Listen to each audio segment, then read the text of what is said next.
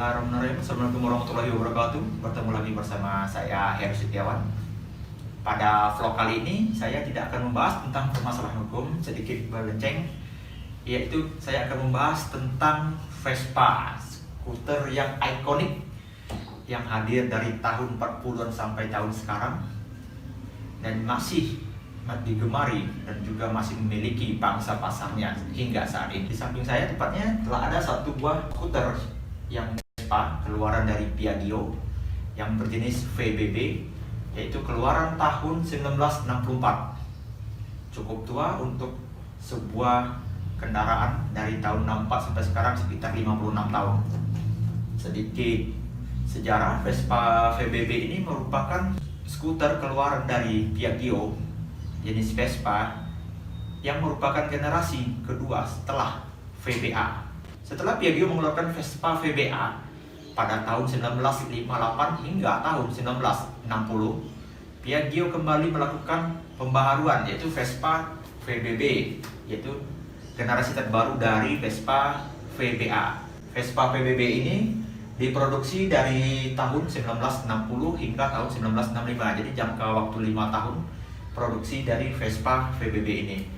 Spesifikasi dari Vespa VBB ini, Vespa ini memiliki kecepatan yaitu 5,5 HP atau 5,5 tenaga kuda dengan kecepatan maksimum 87 hingga 90 km per jam. Tidak kecepatan yang cukup lumayan pada waktu itu, dan juga memiliki percepatan 4 stroke.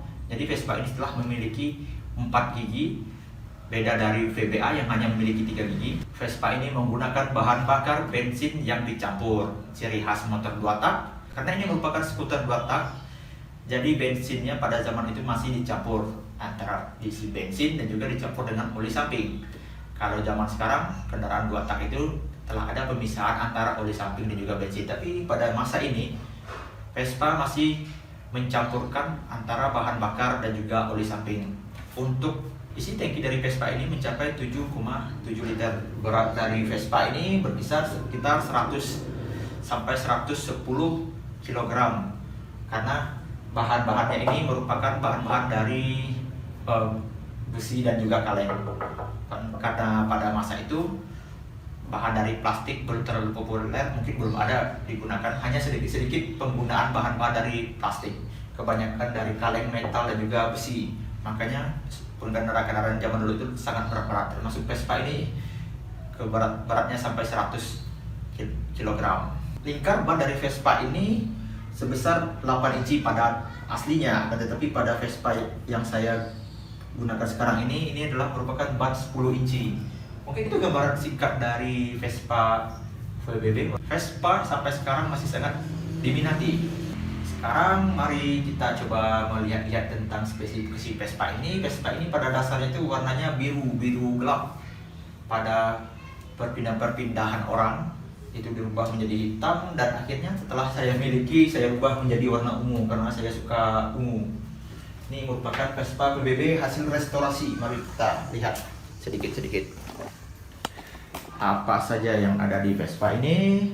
Vespa ciri khasnya ini lampu bulat.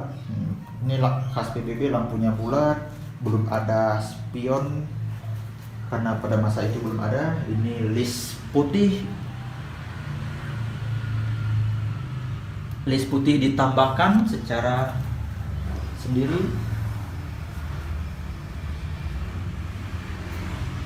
Speedometer masih asli karena kecepatannya hanya sampai 87 sampai 90, RPM-nya sampai 5 dan cuma 5 horsepower atau 5,5 HP, makanya samanya sampai 120. Asli, ini juga asli. Ban serep, keunikan dari Vespa adalah mempunyai ban serep atau ban cadangan. Inilah Vespa ban cadangan. Harusnya bannya ini letaknya di sini, tapi untuk variasi saya rubah letaknya seperti ini. Ini letakkan kaki. Ini yang disebut tepongnya juga kayak telur, makanya dibilang juga Vespa endok. Ini bisa kita lihat mesin kanan. Nah, Vespa ciri khasnya adalah mesin sebelah kanan ini. Untuk kickstarternya, karena belum ada, pada zaman dulu itu belum ada starter di tangan. Ini lampu belakang, di belakang ini juga tidak ada rating atau lampu sen. Ini merupakan bagasinya. Sebentar, mari kita coba sebelah sini. Ini untuk bentukan Vespa-nya. Ini bagasinya. Bagasi Vespa kalau jenis VBB ini sebelah kiri. Ada juga yang di depan. Nah, ini si bagasinya cukup luas untuk sebuah Vespa endok.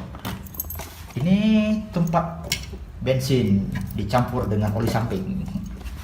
Di sini tidak ada penggerak dan lainnya. Knalpotnya di bawah. Ini gambaran singkat dari Vespa PBB. Bisa juga Vespa endok, atau juga disebut dengan Vespa Kongo di daerah Sumatera. Nah, harusnya di sini ada juga joknya, jok terpisah. Jadi pada zaman dulu joknya masih terpisah. Mungkin itu sedikit gambaran tentang Vespa yang tidak lekang oleh waktu, karena dari masa ke masa Vespa dari berbagai macam jenis itu memiliki penggemarnya masing-masing. Seperti Vespa klasik seperti ini, penggunanya juga masih banyak, apalagi setelah ada komunitas-komunitas Vespa. Makanya Vespa ini tak akan lekang oleh waktu, dan juga Vespa ini menjadi idola. Ini plat nomor tempel, karena harusnya di sini ini juga klakson bisa dipasang plat nomor juga, karena jarang digunakan. Itulah sedikit review dari vlog ini tentang Vespa, terkhususnya Vespa tua yang berjenis Vespa VBB. Mungkin banyak orang yang tidak paham mengapa pasti banyak penggemarnya, karena Vespa ini merupakan salah satu barang antik yang harganya makin lama makin naik. Dan mungkin juga teman-teman juga bisa menjadi alternatif untuk menjadikan Vespa sebagai alat untuk investasi. Mengenai harga-harga dari Vespa tua ini sangat kondisional, tergantung kondisi barang dan keaslian dari barang tersebut. Terima kasih kepada teman-teman yang telah menonton video saya tentang Vespa tua dan juga Vespa klasik. Kali ini kita akan mencoba berbagai model dalam vlog kita, bukan hanya tentang hukum tapi juga berbagai macam hal nanti akan kita coba. Dan sekarang kita mengenai Vespa. Jangan lupa like, komen, dan subscribe di bawah untuk perbaikan-perbaikan. Jika ada hal-hal yang perlu ditambah, kritik dan saran, saya terima. Wabillahi taufiq wal hidayah. Assalamualaikum warahmatullahi wabarakatuh. Bye.